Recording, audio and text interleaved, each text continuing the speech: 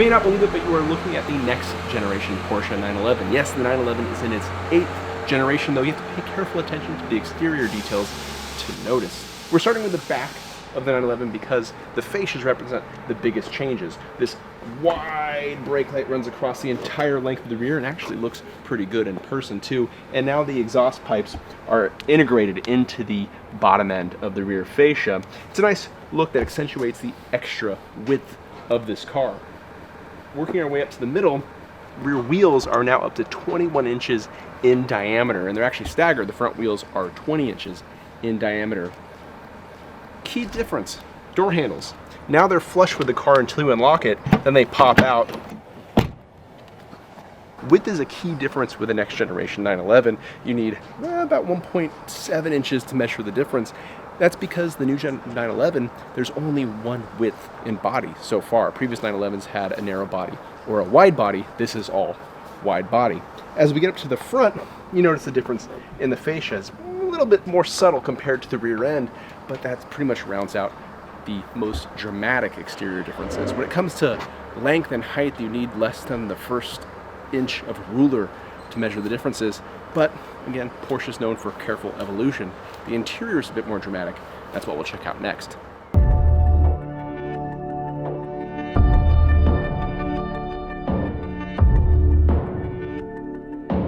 The interior of the 992 represents easily the biggest change over the previous generation. It's still very mindful of the history of the 911 in a lot of key areas, but looks thoroughly modern throughout. You still have the ignition on the left of the steering wheel. There's no longer a key. It's all keyless ignition, although you do have to use the key to unlock the door unless you get the optional proximity entry. But you grab this ignition switch on the left of the steering wheel, turn the car on. Very straightforward, but that ignition being to the left of the steering wheel has been a 911 hallmark since the beginning. The shifter is the most interesting right here. It looks like a beard shaver. Or beard trimmer, but it works.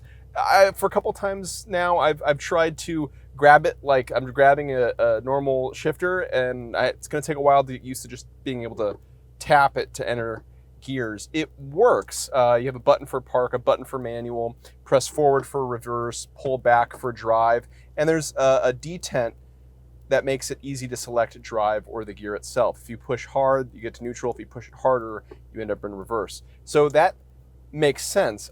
It'll just take a while to get used to the operation. That'll just come with ownership.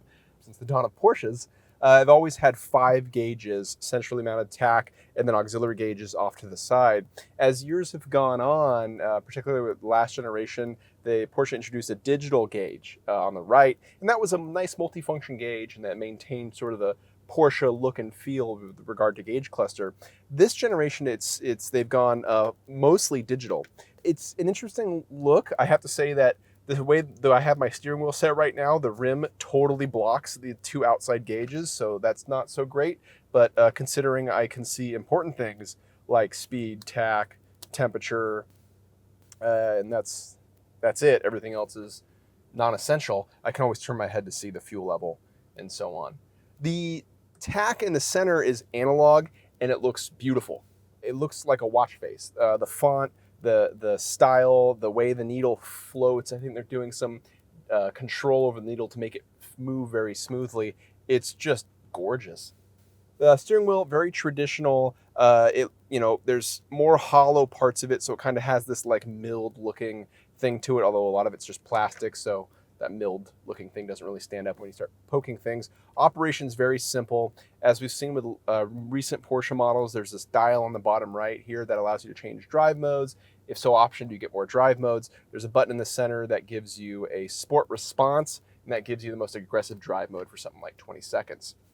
Moving on to the instrument panel in the center here, it's attractive, except for the use of piano black finish, which you can already tell is kind of smudgy, and that just happens over time.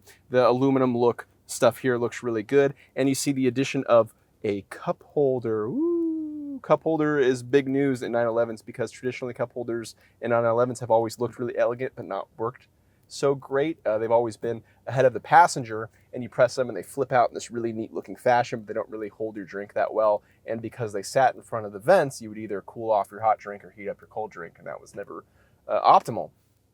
Now the entertainment screen, it's a 10.9-inch screen. That's the same one that you get in basically all the new modern Porsches, Macan, Panamera, and Cayenne, and so on and so forth.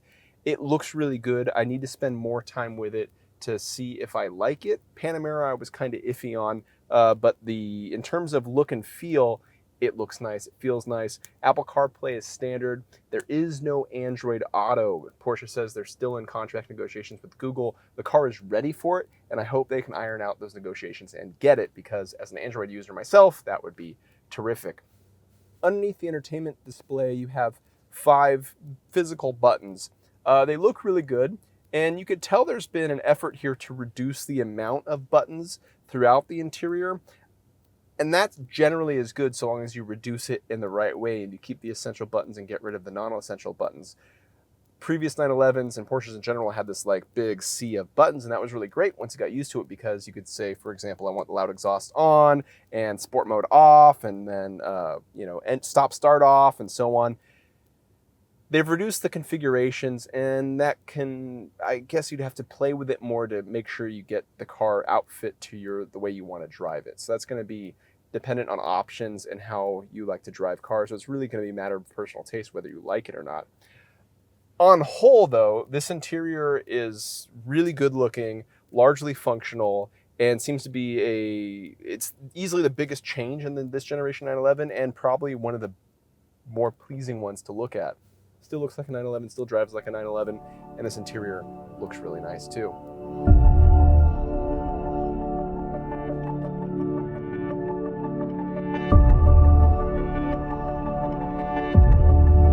Okay, first time behind the wheel of the 2020 Porsche 911 Carrera S. I think the best way to figure out how it's going to drive is to engage launch control. What do you say?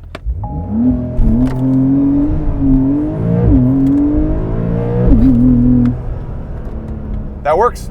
That feels good.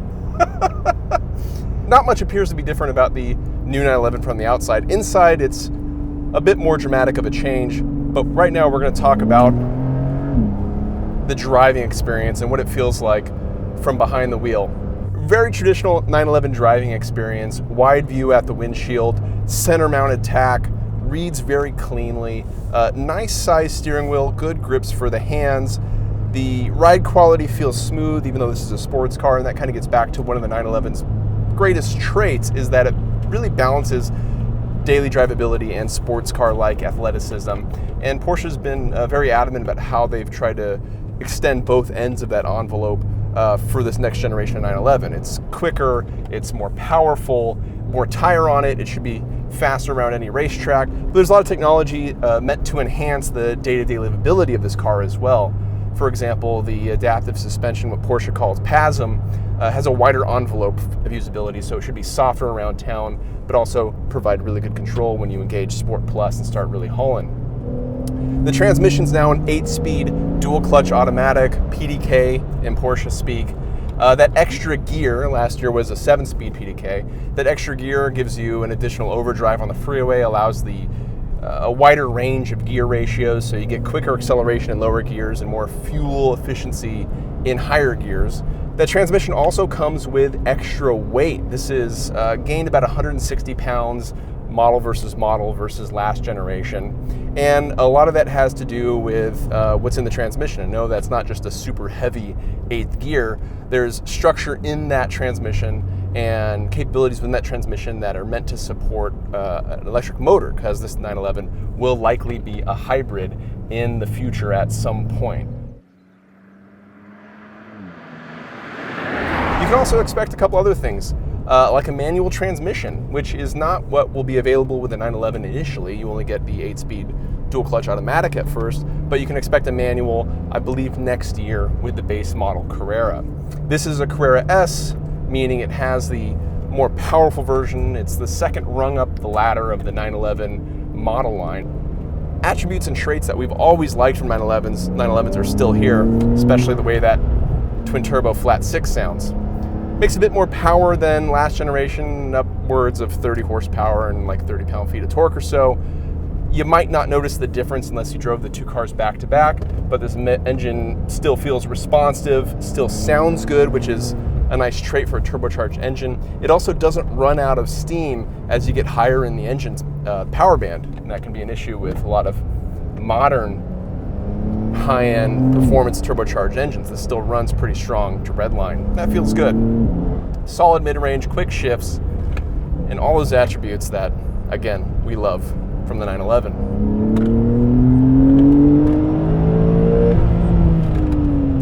Yep, that's good. Nothing's been lost in the change from 991 to 992, which is the name of these generations. Still tractable acceleration, still pleasing to drive. Does all those things really good. I have a nice feeling from this car on this first experience with it. So it'll be interesting to see how this 992 generation develops over time, but if this is the first example, looks like it'll be very strong.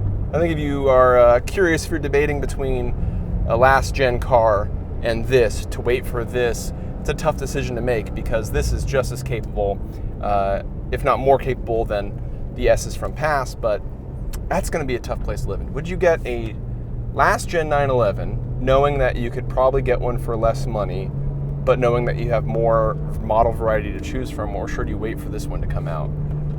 That'll be the real test. Either way, we're looking forward to getting a 911 back in the States so we can run it through our normal battery test and run it on our road loop and see how it stacks up, but this initial impression is very good.